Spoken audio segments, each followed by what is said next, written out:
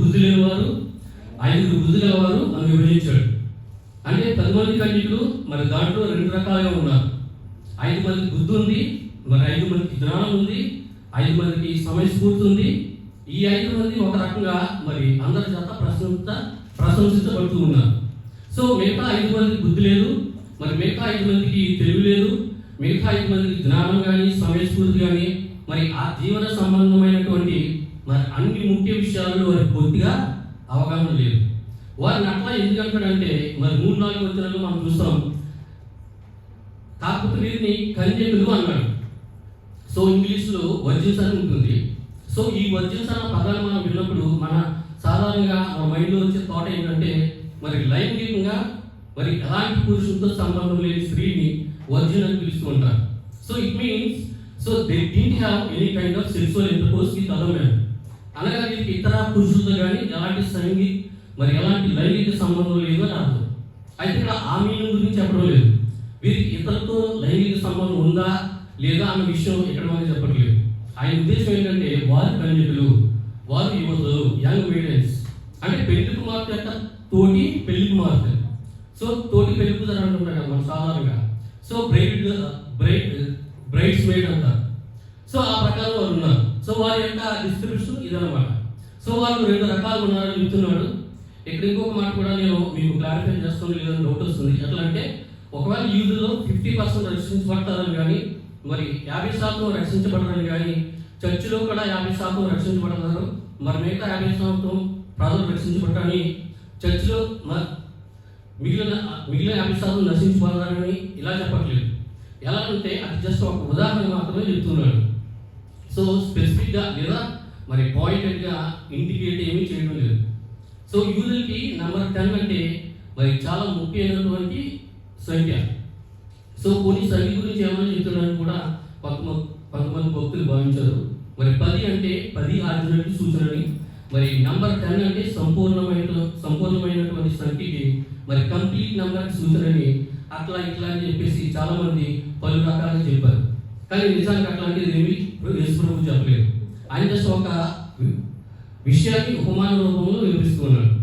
So ఇక 3-4 వచనాలు మీరు గమనిస్తే కనుక ఇప్పుడు వారు ఉన్నటువంటి అసలు సంగతి బయటపడుతుంది. బుద్ధి లేని వారు తమ డ్యూటీలు పట్టుకొని మరి తమతో నూనెను కూడా తీసుకుని పోలేదు. ఇది మొదటి రకం వారు. సో బుద్ధి గలవారు తమ డ్యూటీలతో పాటు మరి సిద్ధులు నూనెను కూడా తీసుకుపోలేదు. సో ఇది 2వ రకం వారు. సో ఇక్కడ బుద్ధి గలవారు కానీ బుద్ధి లేని వారని ఎందుకన్నాడంటే వారు చేసినటువంటి పనిని బట్టి వారు సిద్ధపడిన తీరుని బట్టి 2 రకాలుగా విభజించడం జరుగుతుంది. సో పెళ్లి కుమారుడు ఎదుర్కోవడానికి వారికి మరి కావాల్సినటువంటి సిద్ధపాటులు ఒకరికి ఎట్లాంటి సిద్ధపాటు ఉంది, మరి మరొకరికి సిద్ధపాటు ఎట్లా లేదు అనే దాని గురించి నేను చెప్పాను. సో పెళ్లి కుమారుడు ఎప్పుడు వస్తాడు, మరి ఎప్పుడు రాడో ఎవరికి తెలియదు. సో మామూలుగా ఆ రోజుల్లో ఉండేటువంటి ఒక సాంప్రదాయం, ఆ పెళ్లి కుమారుడు ఈ రోజు రావచ్చు, ఈ గంట రావచ్చు, రేపు రావచ్చు, ఎల్లుండి రావచ్చు. మరి సాధారణంగా పెళ్లి కుమారుడికి ఉండే ఆసక్తి ఏంటంటే మరి నేను వచ్చినప్పుడు కానీ లేదా నేను వెళ్ళినప్పుడు కానీ మరి ఎవరు కనిపెట్టలేని స్థితిలో మరి నేను రావాలి లేదా వెళ్ళాలనుకుంటూ ఉంటారు. సో అప్పుడు ఆ యొక్క మ్యారేజ్ మరి రసవత్తలుగా లేదా థ్రిల్లింగ్గా సర్ప్రైజ్గా ఉంటుందని ఆయన కనిపెట్టి మరీ వచ్చాడు అంట.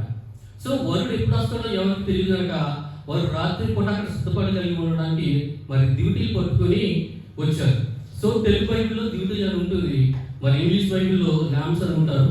సో యాక్చువల్ ఎలాంటి ల్యాంప్స్ మనకు తెలియదు. మరి ఏదైనప్పటికీ డ్యూటీలకి మరి నూనె, ఆయిల్ అవసరం. సో మరి డ్యూటీలు ఆగిపోకుండా వెలుగుతూ ఉండాలంటే మరి నూనె అవసరం. కాబట్టి నూనె అయిపోతున్నప్పుడు నూనెను తిరిగిపోయడానికి వారి దగ్గర నూనె స్టాక్ ఉండాలి. ఒకరు నూనె తీసుకుని పోలేదు, మరొకరు సిద్ధంలో నూనెని తీసుకుని పోయారు. సో దీంట్లో ప్రభు ఏం చెప్తున్నాడంటే సిద్ధపాటు గురించి చెప్తున్నాడు. మరి అంత పెద్ద పెళ్లి విందులో మరి పాల్గొనడానికి వచ్చినటువంటి వారు ఆ విందులోకి మరి పెళ్లి కుమారుడు ఎప్పుడు వస్తాడో తెలియదు కాబట్టి మరి ఆ రాత్రి కోటికి వారికి కావాల్సినటువంటి వెలుగును మరి వారు సిద్ధపరచుకోవాలి. అంటే సిద్ధపాటు గురించి ఇక్కడ మనం వివరిస్తూ ఉన్నాడు. సో ప్రిపేర్నెస్ అంటే రెడీనెస్, సిద్ధపాటు. ఆ రాత్రి పూటకి వారికి కావాల్సినటువంటి వెలుగు వారు సిద్ధపరచుకోవాలి. ఆ యొక్క ప్రొసెషన్లో అది ఒక సంతోషకరమైనటువంటి మరి ప్రొసెషన్ కనుక దాంట్లో ఏ రకమైనటువంటి ఇబ్బంది ఉండకూడదు. సో వెలుగుమయంగా ఉండాలంటే అందరూ కూడా ప్రిపేర్ అయ్యి రావాలి. సో 5 మంది ప్రిపేర్డ్గా ఉన్నారు, మరి 5 మంది అన్ప్రిపేర్డ్గా ఉన్నారు. అంటే ఇది అన్ఎక్స్పెక్టెడ్ విషయం కనుక మరి అకస్మాత్తుగా మరి అనుకోని విషయం ఎప్పుడైతే ఏం జరగబోతుందో మరి దాని కొరకు ఇంకా ఎంత గొప్ప సిద్ధపాటు మనకు అవసరమో మనకు తెలియజేయాలని ప్రభు యొక్క ఉద్దేశమైంది. సో ఒకసారి మరి ఒక పాప మరి సండే స్కూల్కి వెళ్ళి మరి ఇంటికి వచ్చి వాళ్ళ తల్లితో చెప్తుంది, మమ్మీ నేను సండే స్కూల్కి వెళ్ళి వచ్చాను. మా సండే స్కూల్ టీచర్ చెప్పింది ఏంటంటే మనకి దేవుడు ఈ భూమి మీద కొంతకాలం మాత్రమే రాయిస్తాడు, మనం ఈ భూమి మీద కొంతకాలం మాత్రమే బ్రతుకుతామంట, మనం ఆయన త్వరలో రాబోతున్నారంట, మనం సిద్ధపడాలంట అని మా టీచర్ చెప్పింది. బట్ నేను మిమ్మల్ని గమనించినంత వరకు నువ్వు కానీ పక్కింటారు కానీ వేరే వాళ్ళు కానీ మీరు అక్కడెక్కడ తిరగడానికి చాలా సిద్ధపడుతూ చాలా మరి రెడీగా బయలుదేరుతూ ఉంటారు. బట్ మీరు పరలోకానికి వెళ్ళడానికి దేవుడు వచ్చినప్పుడు సిద్ధపాటు గురించి ఎప్పుడు మీరు చర్చించుకోవడం కానీ మరి మేము మాట్లాడుకోవడం కానీ మరి నేను చూడలేదు ఏంటిదని చెప్పేసి పిల్ల అడగడం జరిగిందట. సో ఇక్కడ మరొక మీకు ఈ సందర్భంగా ఒక చక్కని హిందీ పాటని నేను గుర్తు చేస్తాను. అందులో అర్థవంతమైన పాటలు ఉంటాయి. అదేం పాట అంటే మరి సియోన్ దేశ్ హమారా హై దేశ్ రహదే హై హమ్ పరదేశ్. సో జాయేంగే హమ్ అప్నే దేశ్, అది మన నిజమైనటువంటి మన గృహము, అది మన నిజమైనటువంటి దేశము. సో అక్కడికి మనం వెళ్తాము. భక్తుడు ఎట్లా రాస్తాడంటే మనలాగా మన మనసులో ఇక్కడ పెట్టకండి, జానా హే అనుకో వహ, మన మాత్రం అక్కడికి వెళ్ళాల్సి ఉంది. ఇది పాడడానికి మరి బాగా పాడటం కానీ దీనిలో లోతైన భావాన్ని మనం గ్రహించలేదు.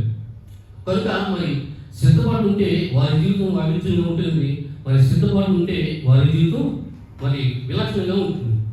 సిద్ధపాటు ఉంటే వారి జీవితం మరి విశేషమైనటువంటి మాత్రం కాక మరి నిరంతరం వారి దేవుని వరకు మరి తృష్ణ వారిగా ఉంటారు. సో అట్లా సిద్ధపడినటువంటి వారు ఇవన్నీ కలిగి ఉంటారు.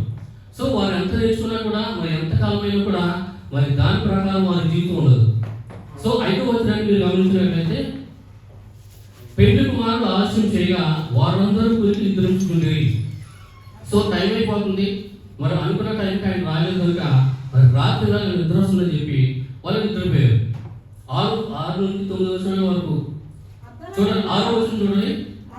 అర్ధరాత్రి వేళ ఇదిగో పెళ్లి కుమారుడు అతను ఎదుర్కొనడానికి అని పేట వినబడాడు. అర్ధరాత్రి మిడ్నైట్. సో మిడ్నైట్ అయిపోయింది. సో వారు నిద్రలో ఉన్నప్పుడు మరి 10 మంది కలిగి నిద్రలో ఉన్నప్పుడు సడన్గా ఒక పెద్ద కేక, ఒక పెద్ద అనౌన్స్మెంట్, పెద్ద సంగతి. సో ఆ నిశ్శబ్దమైనటువంటి రాత్రులు వారికి వినపడేది. సో అందరూ ఉలిక్కిపడి లేచారు. అప్పుడు వారు పెళ్లి కుమారుడిని ఎదుర్కోవడానికి రావాలని మరి ఎట్టకాలకి వారికి ఆ యొక్క సమాచారం ఇవ్వలేదు.